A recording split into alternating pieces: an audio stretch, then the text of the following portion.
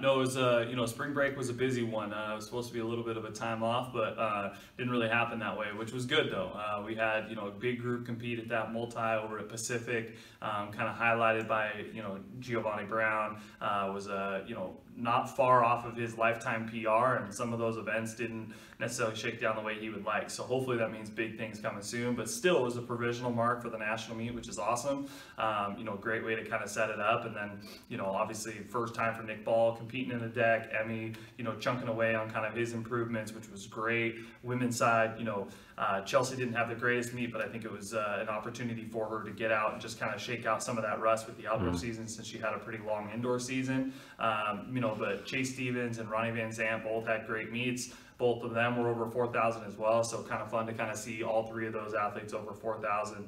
And then the next day, Macy Allen left for the Texas Relays. Had a good, awesome race. Lifetime PR ran 11:92, which was a provisional mark there. Second fastest in school history, under a legal win too, which is amazing. So just kind of helps set us up. I mean, it's those are the small pieces that aren't necessarily small, but those are the pieces that really kind of catapult us as we kind of move forward, looking towards obviously the rest of these meets and then into conference.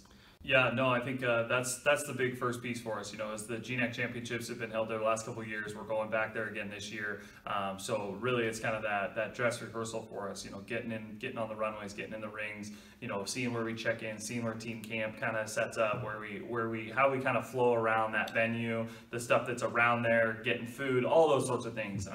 That's priority number one. Then from there, it looks like it should be a really good meet. It traditionally has been a little bit smaller, but this one looks like it's going to have a lot more. There's a lot of heats and stuff. And so we'll just use that as this is going to be a great opportunity for us to get a big group of these athletes out. I think we're going to be probably in the 40 to 45 athletes competing, which, for us is darn near at our capacity. So should be really good, and just really excited to kind of see how that kind of leads us in to the next, month of the season.